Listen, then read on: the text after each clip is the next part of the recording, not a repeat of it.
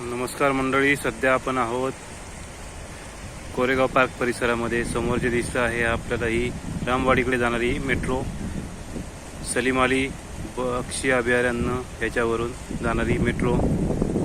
मुठा मुळा नदीचा संगम झाल्यानंतरचं बन गार्डनच्या पुढचं हे नदीपात्र. समोर येरोडा मेट्रो स्टेशन आणि मी आत्ता जे उभा आहे हा कोरेगाव पार्क परिसराच्या शेजारी असणारा नदी सुधार किंवा नदी काठ सुशोभीकरण प्रकल्प मध्ये करण्यात आलेलं जे काही नदीच्या काठावर भराव टाकून जो काही सुशोभीकरण करण्याचा प्रकल्प करण्यासाठी नदीच्या काठावर माती दगड यांचा घाट जो काही घातला जातोय त्या ठिकाणी मी आता सध्या आहे.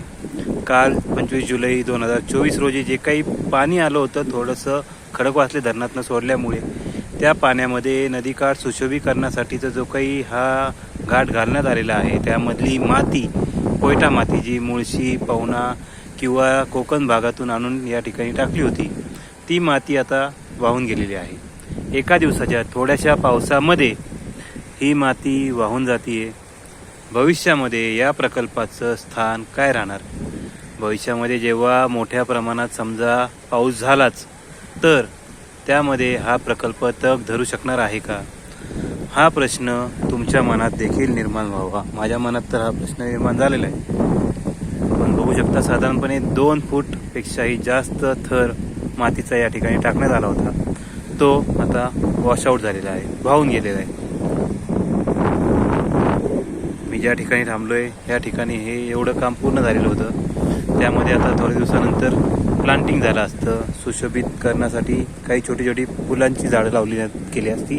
ती सगळी आता या ठिकाणी लावता येणार नाही आहे कारण माती सगळी वाहून गेलेली आहे. बघू शकता ही या ठिकाणची सगळी माती वाहून गेली आहे. ती वाहून जाताना या ठिकाणचं जे काम बाकी होतं त्या कामामध्ये ती माती आता अडकून पुढे वाहून मांजरी परिसराकडे वाहून गेलेली आहे. समोर कल्याणी नगर परिसर एका बाजूला, दुसऱ्या बाजूला वेस्टिन हॉटेल, कोरेगाव पार्कच्या एंडला असणारं हा परिसर.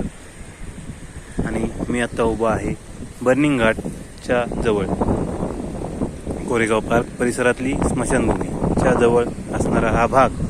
या ठिकाणचं नदीकाठ सुशोभीकरण प्रकल्पामधली माती वाहून गेलेली आहे. 25 जुलैच्या पावसामध्ये आज दिनांक 26 जुलै 2024 संध्याकाळी 7 वाजलेले आहेत. धन्यवाद.